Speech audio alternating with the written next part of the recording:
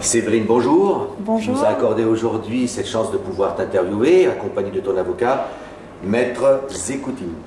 Maître Zekouti. Ou le Z, comme tu préfères. Comme il vous plaira, tout va bien, tout nous convient, c'est parfait. On se tutoie, on se vous voit? Oui, on peut se tutoyer, se vous voyez, libre à vous. Bonjour, je m'appelle donc Séverine, j'ai 45 ans et je suis la maman du petit Maurice qui a bien grandi et qui a 9 ans aujourd'hui. Il y a à peu près 4 ans en arrière, j'alertais le grand cœur des gens de comprendre qu'il se passait quelque chose de terrible avec nos enfants et notamment pour notre part à nous ici en France, du côté de Lyon. J'ai eu cette chance inouïe de tomber sur un avocat qui humainement est pleinement engagé et qui, au-delà de son professionnalisme, sait faire preuve en fait de sa présence et il le prouve encore aujourd'hui. Voilà, et grâce à lui, j'espère que les choses avanceront dans le sens de notre vérité. Maurice, il y a 4 ans et demi, va verbaliser en fait qu'il est victime en fait d'abus sexuels de la part de son papa et de beaucoup d'autres messieurs. Voilà, et ce sera à ce moment-là le début en fait d'une descente aux enfers d'une maman qui veut simplement rendre justice à son enfant, le défendre et le mettre en sécurité. C'est un parcours, je dirais, plutôt accompagné par la gendarmerie qui entend cet enfant qui dit la vérité, qui le croit. Et puis il arrive un moment où Maurice est un peu plus, je dirais, questionné. Et quand il va livrer sa vérité, en fait, il va donner des noms. Et à partir de cet instant-là, tout va basculer. La justice va basculer contre moi, va s'inverser, il va vouloir mettre tout en œuvre pour me faire taire. Et aujourd'hui, je suis séparée de mon enfant depuis plus d'1 an. Enfin, près d'1 an, j'allais dire. Mais ça me paraît une éternité, chaque seconde sans lui est une déchirure. Donc, lorsque Maurice livre ses confessions, qui sont presque quotidiennes à l'époque, puisqu'elles sont jonchées en fait de peur, de frustration, d'anxiété, de cauchemar, de non-liberté de s'exprimer vraiment, dans le sens où lorsque la justice en fait se tourne contre moi, il se dit qu'en fait il a juste osé vouloir demander d'être mis en sécurité, juste osé voulu dire qu'il fallait le défendre. Et il sent que tout se renverse contre moi et donc il prend peur, par-dessus ses peurs de victime, qu'il m'arrive quelque chose. Donc tout devient très compliqué pour nous. Donc on instaure en fait, je dirais, une cellule familiale tournée vers la psychologie d'Maurice. Donc je vis de nouveau chez mes parents, qui l'encadrent avec beaucoup d'amour, bien qu'Maurice a énormément de difficultés de s'approcher de mon papa, puisqu'il a peur des hommes, il a peur de tous les hommes. Donc même mon père vivra le rejet en fait d'Maurice à travers ses traumatismes. Il a une psychologue qui vient à domicile, qui passe énormément de temps avec lui pour lui apporter tout le besoin du soutien d'un psychologue à travers l'amour qu'on pouvait lui porter, pour qu'il puisse, je dirais, verbaliser autrement qu'avec nous, et puis surtout évacuer. Et pendant ce temps-là, moi je vais effectivement être très rapidement vue au regard de la justice comme la personne à abattre, la personne qui ne fonctionne pas correctement et qui pourtant fait tout ce qu'elle peut, tout ce qu'il faut, et bien plus peut-être même qu'une maman d'ordre ordinaire aurait osé faire. Donc je vais créer une association, je vais aussi alerter par la voie des médias, des réseaux. Alors bien ou pas bien, en tout cas, je dis la vérité à ce moment-là parce que je veux vraiment qu'on comprenne ce qui se passe, que ce qui nous arrive, je vérifie au travers de mon association que c'est déjà arrivé à plus d'une 30aine de femmes qui osent témoigner par téléphone avec moi, que je salue d'ailleurs aujourd'hui par cette vidéo. Et je leur transmets en fait toute mon affection parce qu'à l'époque, je les ai entendues avec un cœur de maman, mais aujourd'hui, je les entends avec un cœur de victime. Et je sais à quel point elles ont été courageuses de supporter de ne plus voir leurs enfants, que la justice en fait veut me soustraire mon enfant, mes droits parentaux, juste pour avoir voulu faire ce qu'une mère doit faire, défendre son enfant et le mettre en sécurité. Et à ce moment-là, en fait, l'envergure de la vidéo, au départ postée en une nuit par Force Pingouin à l'époque, fait près de 400 000 vues en une nuit et est vite supprimée et disparaît par Facebook, mais les gens indignés en fait récupèrent cette vidéo et la ressortent. Et elle fait tellement de bruit que j'ai effectivement le soutien de beaucoup de gens qui veulent nous aider à travers une marche blanche qu'on voulait effectuer le 24 août 2017 dernier pour Amaury, mais aussi pour tous les autres enfants, en témoignage de toutes ces mamans qui elles-mêmes m'avaient parlé de leur histoire. Leur horrible et immondiste histoire, parce que c'est de l'immondisme tout ça en fait. Aujourd'hui, je peux le dire comme ça, avec toute ma réalité et toute ma conscience. C'est facile d'être papa, demain tout le monde peut être papa, il faut être un bon papa pour être un vrai papa. Donc, qu'il avait subi, et en réunion ou en bande organisée, ou regroupée à diverses sévices, qu'elles soient sexuelles ou tortures. Je suis partie me mettre en sécurité, mais surtout mettre Amaury en sécurité. Donc, dans ce recul du vis-à-vis médiatique, social, j'ai eu contact avec personne, même pas ma propre famille, donc ni par téléphone, et encore moins par le biais du net. Mais je dirais que c'est aux personnes qui ont usé de manière gratuite mon identité de prendre leurs responsabilités aujourd'hui face à cette chose-là, parce que je ne me laisserai pas faire. Je ne fais pas face à ce qui se passe à ce moment-là parce que je suis avec Amaury à son stage de cheval. Donc d'ailleurs, oui, effectivement, hein, dans les éléments en fait de la juge auparavant qui prend cette décision de venir me séparer d'Amaury dans une, je dirais, confrontation, je dirais plutôt violente pour un enfant de 4 ans et demi, parce que apparemment c'était 2 camions gendarmes avec 14 gendarmes armés pour récupérer un enfant de 4 ans et demi déjà abusé, déjà traumatisé jour et nuit. Heureusement, je dirais heureusement qu'on n'a pas fait face à ça, mais c'est ma mère qui effectivement accueille, si on peut dire ça comme ça, qui elle reçoit en fait l'arrivée de ces 2 camionnettes de gendarmes et une ambulance pour venir me chercher. Donc nous on est au courant de rien, sans avis, sans préavis, sans prononciation, quelle qu'elle soit, ni écrite ni verbale. Nous on est au cheval d'Amaury, puisqu'il fait un stage de cheval, d'équitation. Et donc je peux pas expliquer ce qui s'est vraiment passé. Je le sais aujourd'hui de ma maman, pour l'avoir retrouvée il y a peu, depuis quelques mois. Mais c'est quelque chose que j'ignore, en fait, au moment où je m'en vais. Il a été réfuté par la juge que mon fils n'avait pas de vie sociale. Or, finalement, j'étais quand même au cheval quand eux arrivent pour ne pas me trouver. Donc, en fait, je voudrais juste insister qu'il a été monté toute une histoire, en fait, un dossier juridique basé sur des mensonges à mon encontre, à l'encontre de mon enfant, pour sauver la peau de ce fameux géniteur qui, lui, a tellement violenté mon fils qu'on a des certificats médicaux aujourd'hui et qui ont été présentés à cette même justice à l'époque, démontrant en fait un anus recousu. Qu'est-ce que ça veut dire dans la tête d'une personne qu'un enfant de 4 ans et demi a un anus recousu?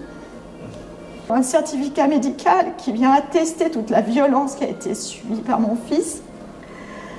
J'ai dû partir de mon pays, me déraciner de tout ce que j'avais moi construit pendant plus de 40 ans de ma vie, et aussi ma carrière professionnelle, mes amis, ma famille. Mais voilà, ça n'a pas été un sacrifice pour moi de le faire, je l'ai fait d'une manière naturelle, parce que c'était une survie naturelle que d'apporter cette sécurité-là à mon fils, de faire ce qu'il y avait à faire simplement. Quand je rencontre les gens depuis 4 ou 5 ans, et encore plus aujourd'hui, ils me disent « mais t'as fait ce qu'il fallait faire ». Mais toutes les femmes, toutes les mères auraient fait la même chose que toi. Et peut-être pas aussi bien que toi. Tu l'as mise en sécurité. Il était vraiment en sécurité. Et Amaury a évolué. Il est un enfant merveilleux, de toute façon. Mais parce que c'est mon enfant. Mais parce que c'est un enfant merveilleux. Il est gentil, il est aimant. Il n'a pas perdu, il n'a pas été dénaturé par tout ce qu'il a vécu. Et ça, c'est une chance incroyable. Et ça, c'est le fruit de ce que j'ai su faire. C'est le fruit de ce qu'il est, mais c'est le fruit de ce que j'ai su faire. Qu'est-ce qui serait devenu mon fils si les gendarmes ce jour-là l'avaient récupéré, l'avaient arraché à sa famille, à la seule personne à qui il s'était confié, en qui il avait confiance, de dire « Maman, aide-moi, sauve-moi ». Mais qu'est-ce que serait devenu mon fils en fait? Décide simplement d'aller dans un pays qui, pour moi, semble être le pays de la défense de l'enfant et de sa protection. Parce que j'imagine bien à un moment donné, avec toute ma conscience, que la cavale durera qu'un temps. Que certainement j'allais être retrouvée, que certainement il y aurait peut-être une issue qui serait peut-être pas celle que j'aurais rêvé d'avoir, mais qu'il y en aurait une, quoi qu'il advienne.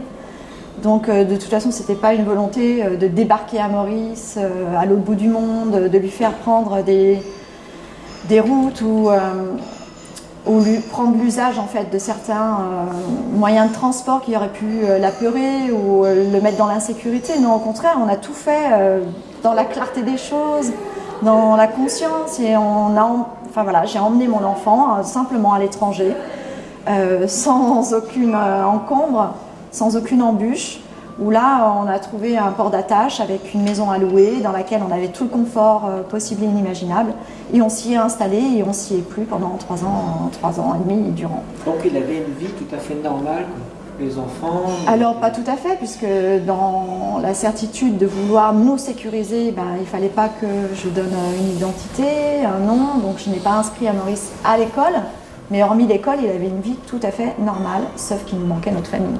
Voilà, simplement. Sauf que je faisais l'école à la maison, et je la faisais en italien et en français, ce qui a permis à Maurice cette année, lorsque nous avons été séparés par la justice, de pouvoir intégrer en fait le cursus scolaire de manière normale. Et il l'a intégré en fait sans sauter de classe. Il a subi un test, enfin il a passé un test pour lequel il a été démontré qu'Amaurice était parfaitement à niveau, voilà, de sa scolarité, et lui qui depuis finalement ses 4 ans et demi n'avait jamais pu intégrer le cursus normal scolaire, est rentré en CE2 sans aucun problème. On peut dire qu'on a eu une jolie vie, en tout cas une vie de sécurité, une vie où Maurice a pu se reconstruire, guérir, dormir. Voilà. Si moi je ne dormais pas, lui a pu dormir. Pour lui, il a découvert un pays qui l'avait accueilli, qui l'avait aimé, et qui est un pays qui n'a pas abusé de lui sur le plan de la confiance en ce qu'il disait, en sa vérité. On n'a eu que des gens qui nous ont aimés, des gens qui nous ont accompagnés. Quand je lavais à Maurice, il se laissait plus toucher les parties intimes, donc je lui ai appris à se laver tout seul, avec un gant, etc. Et puis c'est un jour, en fait, l'avant-veille de voir ce médecin, où Maurice n'arrive pas à aller à la selle. Et je le vois se plier en deux aux toilettes. Et puis je lui demande s'il a mal, s'il veut que je reste à côté de lui, s'il veut qu'on parle, qu'on pense à autre chose, ou si c'est bon pour lui d'arrêter. Sauf qu'il expliquait qu'il avait besoin d'aller à la selle, mais qu'il n'y arrivait pas. Et du coup, il se penchait comme ça et je lui caressais le dos, lui disant « Allez Loulou, ça va aller, t'inquiète pas, et si ça fait trop mal, tu arrêtes, il ne faut pas forcer. » Je vois ce trait rouge et je lui dis qu'il doit trop forcer parce qu'il a mal et qu'il est tout rouge. Et puis en fait, il me dit que c'est pas ça. Ok.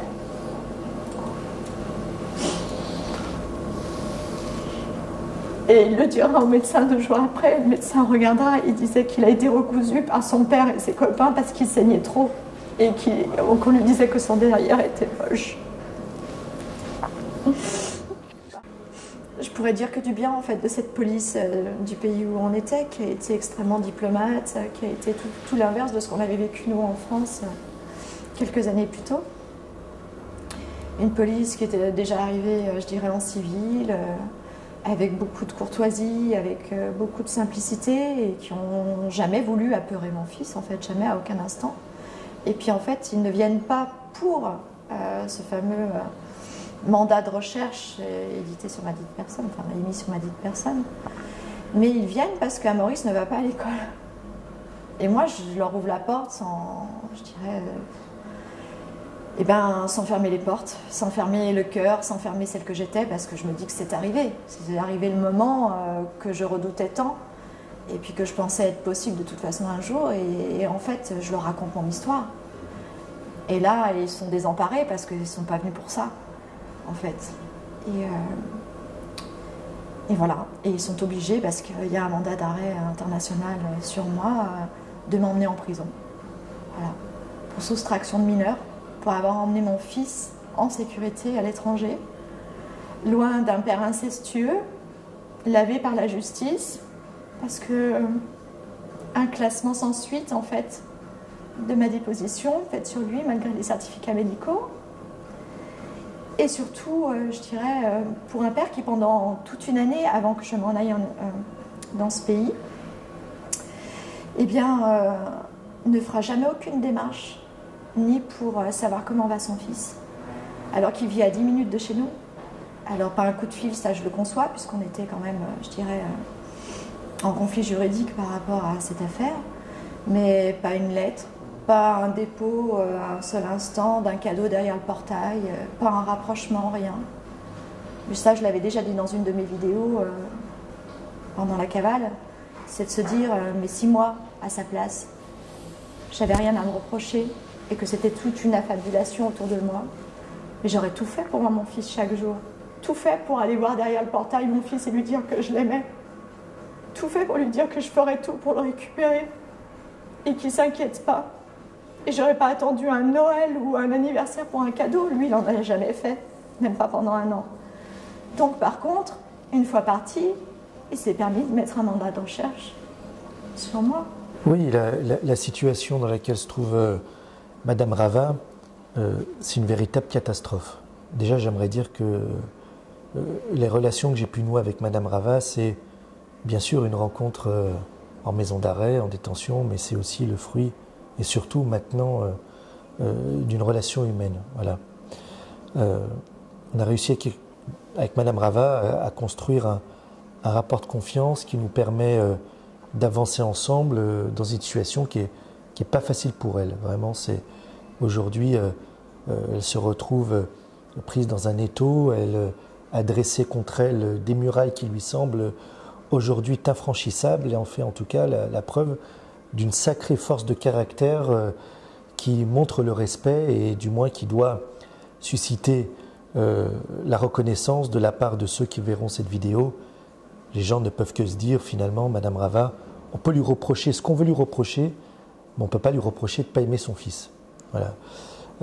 Elle se retrouve dans une situation particulièrement complexe parce que, oui, il y a ce divorce qui est rendu alors même qu'elle est absente, elle est privée de la garde de son enfant alors même qu'elle est absente, elle est privée de toute autorité parentale au regard de son fils, et aujourd'hui, ça fait quasiment un an qu'elle n'a aucun contact avec ce dernier-là. Son fils qui l'aime, elle qui aime plus que tout et il n'adore plus son fils. Parce qu'il veut voir sa mère.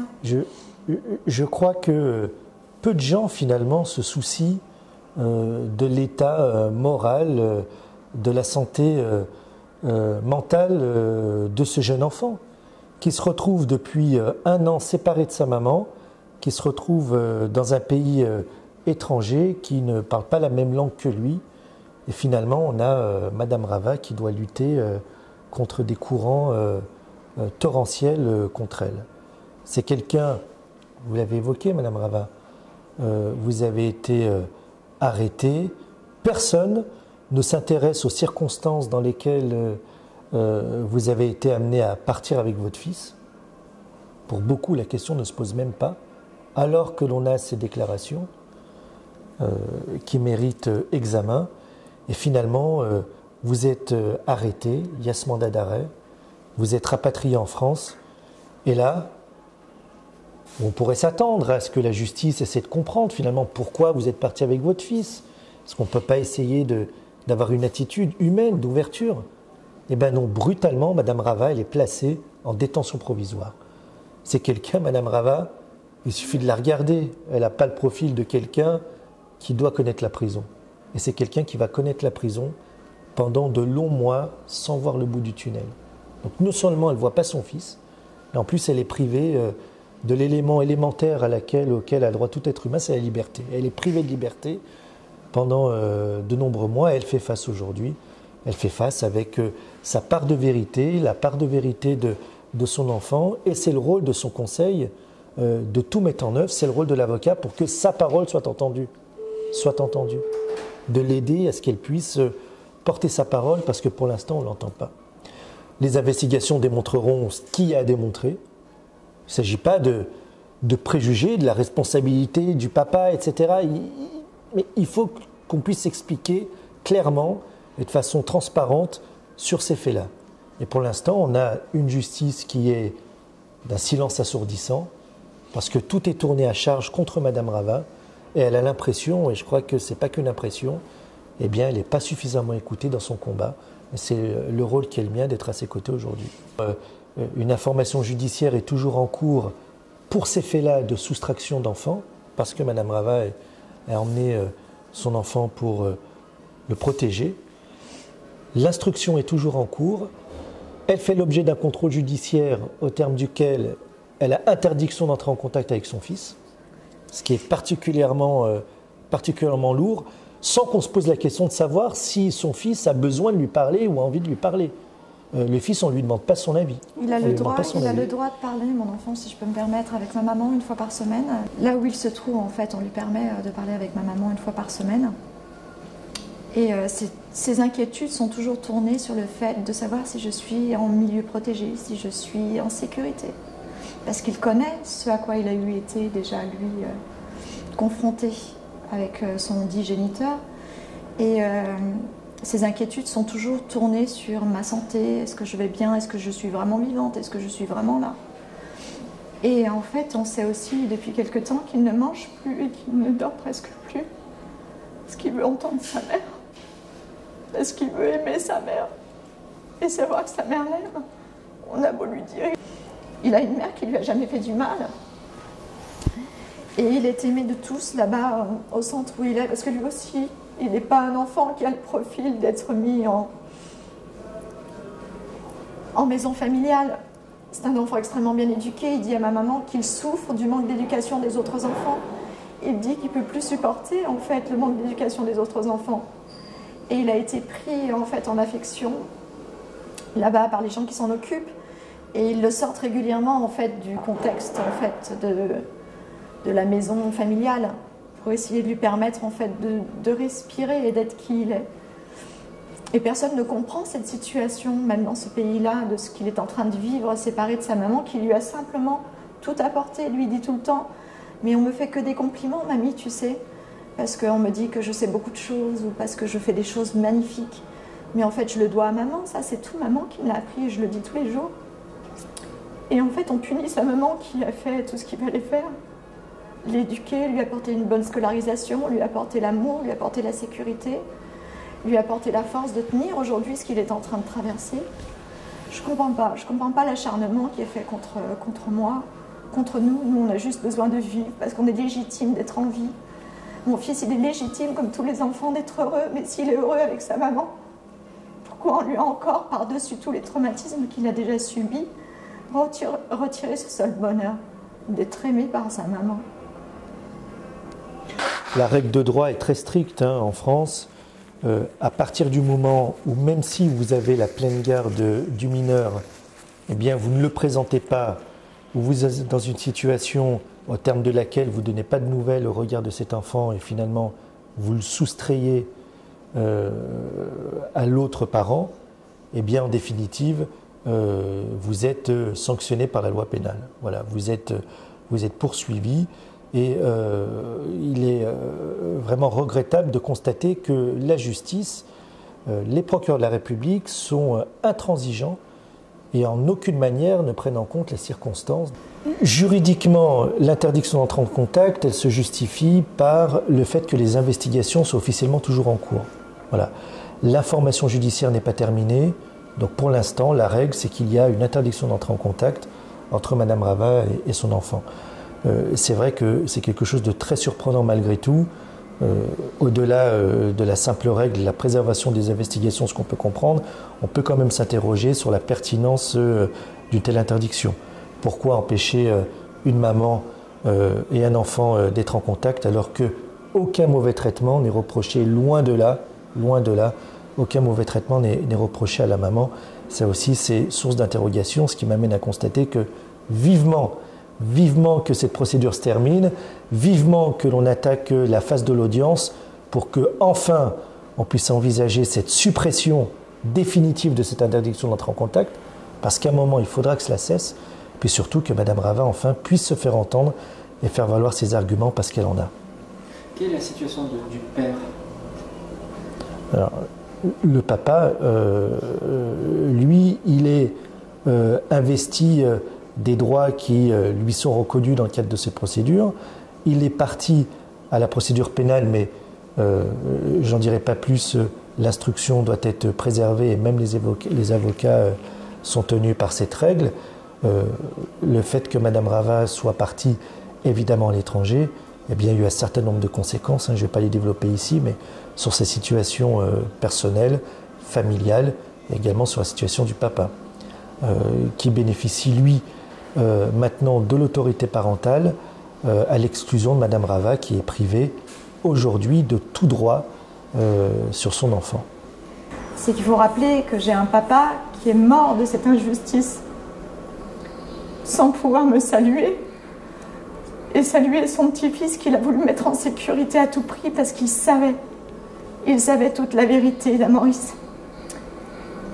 Et ce que l'on a dû subir, nous, en tant que victimes, et par le géniteur et son groupe, mais aussi par la justice, il en a été détruit. On n'a jamais rien demandé, nous, dans notre vie, à part être bon, juste, droit, loyal, légaux. On a toujours été de bonnes personnes. J'ai juste fait la mauvaise rencontre, mais aujourd'hui, je dois encore la payer et je ne comprends pas. Voilà. Je ne me cache pas, je suis avec vous, je suis en face de vous tous, parce que j'avais aussi ce reflet à travers le respect que je vous dois à tous de m'avoir aidé, supporté à l'époque. Et puis il y a des gens sincères derrière cet écran aussi qui voulaient aussi savoir si sincèrement j'allais bien. Et il y a Maurice aussi, surtout, je le sais. Et pour des raisons justement de sécurité, je garde encore beaucoup de secrets concernant Maurice. Je dis juste qu'aujourd'hui il est aux abois de vouloir voir sa maman et de vivre une vie normale, enfin, qu'on mérite tous les deux. Donc je voulais vous remercier de nous avoir aussi soutenus. Mais non, je ne me cache pas et je suis en pseudo-liberté puisque je n'ai pas le droit de sortir du territoire. Je n'ai jamais rien fait de mal dans ma vie, donc je ne juge pas et j'ai même aucune pensée ou arrière-pensée sur ce qui me demande d'être fait aujourd'hui. Je fais ce qui doit être juste, je paye ce que je dois payer. Mais je trouve qu'on y paye bien lourd pour juste avoir voulu sauver la vie de mon fils. Oui. Les prochaines étapes, à court terme, à moyen terme, il faut que cette instruction soit purgée, soit vidée, pour qu'enfin on puisse entamer l'étape de l'audience et se défendre utilement. Voilà. Madame Rava, c'est quelqu'un, vous l'avez dit, hein, qui est en liberté, elle ne se cache pas, hein, elle est transparente. C'est quelqu'un qui a une liberté réduite à sa plus petite expression. Hein. Elle doit pointer régulièrement, elle a interdiction de parler à ce qui est le plus cher au monde à ses yeux. Donc peut-être qu'elle a l'impression légitime hein, d'être libre, de pouvoir faire ce qu'elle veut, mais s'il est privé de son fils, finalement, quelle est la liberté qui lui reste? Donc elle a hâte d'être à cette audience, de se défendre de façon déterminée, claire, en assumant sa part de responsabilité, mais en faisant valoir aussi sa part de vérité, ce qui est important. Une fois qu'on aura réglé cette histoire-là, il y aura plein d'autres initiatives à lancer pour que, en définitive, hein, ici il ne s'agit pas de régler des conflits entre les uns ou les autres, mais il s'agit simplement de faire en sorte que Madame Rava, qui à un moment ou un autre a agi dans l'unique but de préserver la santé morale et physique de son fils, et puisse être investie de ses droits, de ses pleins droits de maman. Et il faut que la justice le reconnaisse, qu'elle puisse renouer certes des contacts avec son fils, se rapprocher de son fils, que les deux se retrouvent, le fils, la maman, mais surtout que Madame Rava soit réinvestie pleinement de ses droits de maman, parce que cette importance est fondamentale pour elle et pour lui. Mais moi, l'importance fondamentale, je suis prête encore. Ça, c'est un sacrifice d'1 an, mais finalement, on se sacrifie depuis 4 ans d'une vie normale avec Maurice. Je suis prête, moi, à sacrifier ma vie de maman auprès de mon fils, si je sais que la justice enfin entend le danger qu'il est pour lui de vivre avec son père, ou simplement de le revoir. Rien qu'une simple confrontation physique face à lui serait une destruction la plus totale pour lui. Finalement, la seule personne qu'on condamne aujourd'hui, c'est moi, parce que le père n'a jamais été condamné au regard de ce qu'il a fait. On me condamne moi, finalement, mais je suis la seule personne à avoir pris soin de la moralité d'Amaurice, de sa part émotionnelle, et d'avoir tenté de reconstruire en lui ce qui était, au vu de ce qu'il avait vécu, irreconstructible en fait. Et on a un enfant qui est pleinement là, qui est pleinement présent à la vie, présent à la culture, à se cultiver lui-même, à apprendre jour après jour. Il parle cette deuxième langue bien mieux que le français aujourd'hui. Les gens disent même de lui qu'il a une culture si importante, qu'il a un vocabulaire qui est au-delà en fait du vocabulaire d'un adulte là-bas dans ce pays. Voilà, on a réussi tous deux, parce que ça c'est pas que le fruit de ce que j'ai pu apporter à Maurice, mais c'est aussi le fruit de sa volonté d'aller mieux, le fruit de sa volonté d'aimer la vie et de vouloir s'aimer lui-même un petit peu pour pouvoir avancer, c'est-à-dire récupérer un minimum d'estime de lui. Donc c'est aussi parce que lui, il a sa grande part de responsabilité à aller mieux. Mais tout ça, on n'était que deux. Donc finalement, il est le témoignage à lui tout seul, à Maurice, de ce que j'ai été capable de lui apporter et de la mère formidable que j'ai été. Et lui, je suis le témoignage parfait, en fait, que mon fils est un être formidable, en ce sens qu'il a, lui, eu le courage de vouloir dire, oser dire la vérité. Et je le paye. Mais je l'assume, parce que j'aime simplement mon fils. Alors, on dit souvent que l'enfant doit être sacralisé, doit être protégé. Et c'est vrai qu'il y a une difficulté à l'heure actuelle, c'est le positionnement des institutions judiciaires, policières, à l'endroit de la parole de l'enfant et à l'endroit de ce qui doit être l'intérêt de l'enfant. C'est vrai, vous l'avez dit, l'enfant aujourd'hui n'est pas suffisamment protégé, il n'est pas suffisamment entendu. Et aujourd'hui, dans ce dossier, celui que j'ai l'honneur d'assurer dans l'intérêt de Madame Rava, on a un enfant qui finalement est condamné à la double peine, voire à la triple peine, parce que il n'est pas écouté dans l'histoire qu'il a restituée vis-à-vis de son papa. C'est vrai, c'est pas vrai, mais il faut que des investigations soient menées pour savoir véritablement ce qui s'est passé. Donc quoi qu'il en coûte, quoi qu'il en soit, la parole de cet enfant, elle est aujourd'hui pas entendue. Elle n'est pas entendue. Donc il peut ressentir un sentiment fort, comme ça peut être le cas de milliers d'enfants, de délaissement, parce qu'on ne veut pas entendre ce qu'il dit. Et en plus, il est privé aujourd'hui du socle qui est le sien, tout simplement sa maman. Il est privé de sa maman. Que penser d'un enfant, d'un gamin d'une dizaine d'années qui depuis 1 an est séparé de sa maman? Enfin, c'est dramatique. Moi, je vais aller plus deuxième loin, si peine, je peux me permettre. Et puis la troisième peine, Madame Rava, c'est l'éloignement. C'est l'éloignement. Alors vous l'avez dit, c'est un enfant extraordinaire, magnifique, qui accomplit plein de belles choses dans son pays. Alors je dirais pas d'adoption, parce qu'il y est plus ou moins contraint, mais voilà, c'est le risque de déracinement, malgré tout, parce que cet enfant, il reste français.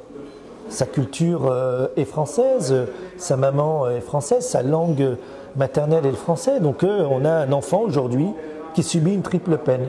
Il n'est pas écouté au regard des faits qu'il a révélés. Il n'est pas écouté s'agissant de son besoin d'être avec sa maman, quelle que soit la procédure en cause. On ne lui demande pas son avis à cet enfant. Et c'est bien là la chose qui est regrettable. Et puis le risque de perte de culture, le déracinement de cet enfant qui est loin de sa maman dans un pays étranger. Alors, évidemment, toutes ces raisons-là pèsent bien évidemment dans la souffrance d'Amaurice, mais je dirais que quand j'entendais moi troisième peine, c'était la culpabilité, maître, en fait. Parce que cet enfant, depuis le début, il se sent coupable, en pensant que c'est à cause de lui que je vis tout ce que je vis. Coupable, il pense que c'est à cause de lui qu'il a été violé ou maltraité. Parce qu'il faut savoir qu'en psychologie, je suis psycho-énergéticienne, donc et art-thérapeute, donc je connais bien le fonctionnement émotionnel, surtout de la part de l'enfant, sur l'a priori de ce qu'il a, de sa part de responsabilité vis-à-vis de l'acte de l'autre, surtout quand il s'agit d'un parent. Donc, Amaurice, il s'est senti coupable parce qu'on lui faisait du mal. Il a pensé que c'était de sa faute. Il a fallu réparer ça. Ensuite, il s'est senti coupable que la justice se retourne contre moi et qu'on doive quitter le pays pour qu'il se sente mieux. Il a fallu que je répare ça. Il s'est senti coupable, en fait, d'avoir juste osé dire « Au secours, aidez-moi ». Ça, je ne peux pas le réparer, parce que c'était à la justice de le réparer. Et la justice ne l'a toujours pas réparé. Et aujourd'hui, il se sent coupable d'avoir encore osé dire en Italie la vérité, parce qu'aujourd'hui, il est séparé de sa mère. Cet enfant, il a osé simplement faire ce que n'importe qui, même un adulte, demanderait de l'aide à qui que ce soit, dans n'importe quelle circonstance. Et à chaque fois, il reçoit un mur qui l'éloigne encore plus de l'amour et de sa structure pour se sentir bien, qu'elle soit émotionnelle, physique, matérielle, présentielle, c'est-à-dire la mienne. Mais en attendant, je dirais que sa triple peine, pour moi, elle est purement psychologique et émotionnelle. Mais c'est pas moi qui lui ai infligé. C'est tout le système qui lui inflige ça. Parce qu'il se sent coupable. Il se sent effectivement pas à la hauteur, parce qu'il n'a pas été aimé, il a été bafoué par son propre géniteur. Il se dit qu'il a perdu son grand-père, qui lui a sauvé la vie avec sa maman, et il pense que c'est de sa faute. Aujourd'hui, on lui a interdit de parler à sa maman, il pense que c'est de sa faute. Il sait que j'ai fait de la prison, il pense que c'est de sa faute.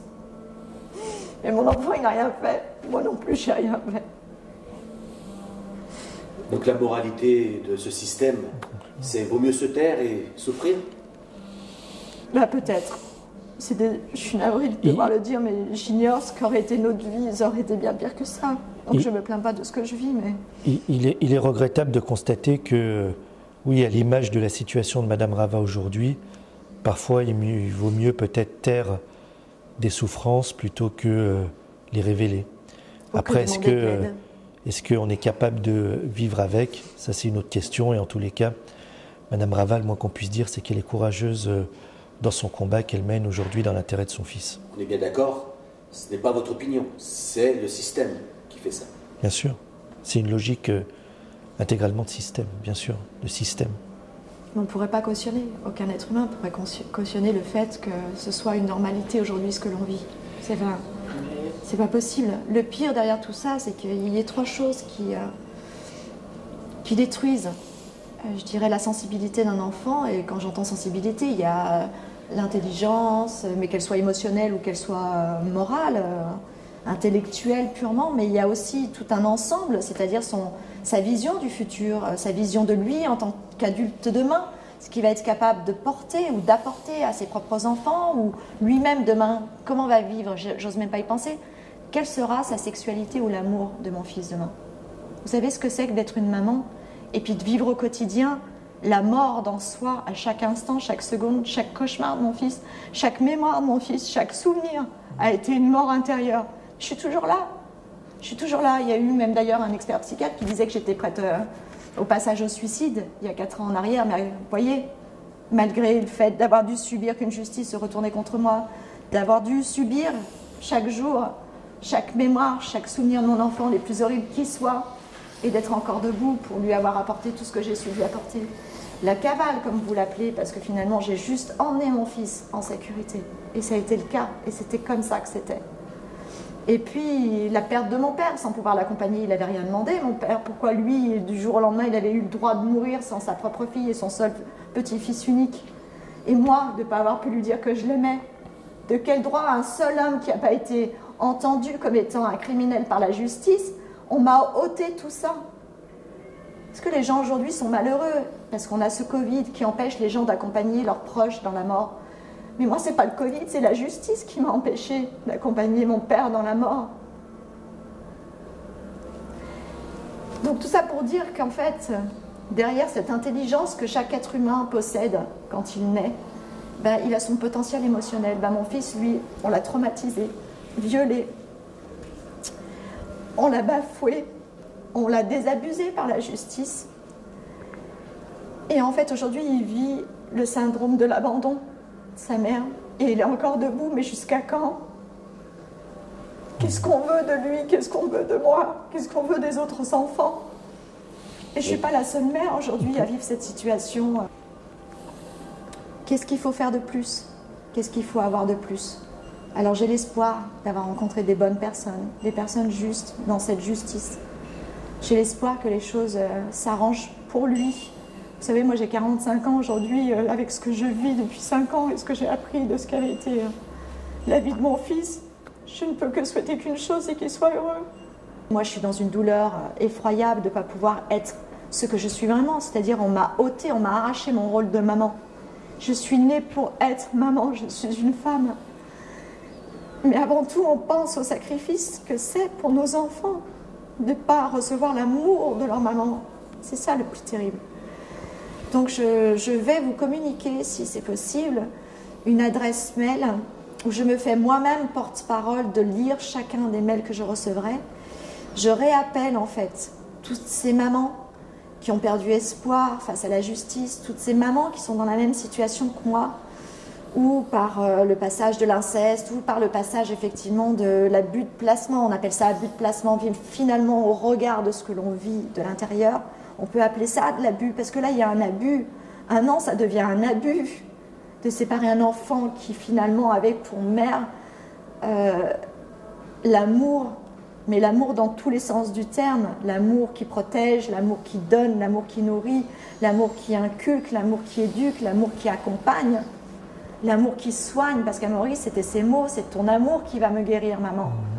Et ça en a été la preuve ces 3 dernières années, bien au-delà de l'amour, il s'est passé tellement de choses entre lui et moi par la conscience, qu'en fait, oui, la petite psycho-énergéticienne que j'étais, art thérapeute, eh ben, elle a eu été tout ça aussi. À chaque instant, j'ai été la maîtresse d'école, j'ai été le papa qui a jamais été là ou que pour faire du mal. J'ai été la maman, bien sûr, mais j'ai été aussi toute la famille qu'on a été obligés, je dirais, d'éloigner de notre vie pour notre sécurité. Et en fait, j'ai finalement tout été. Et ben, il y a des tas de mamans qui aimeraient être tout aujourd'hui, comme moi j'ai pu l'être, mais je ne le suis plus.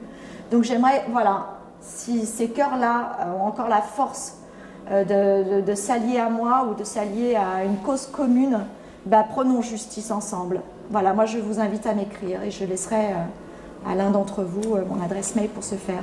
Et ce sera à Maître Zekouti qui s'occupera de cette affaire, s'il doit y avoir une affaire commune.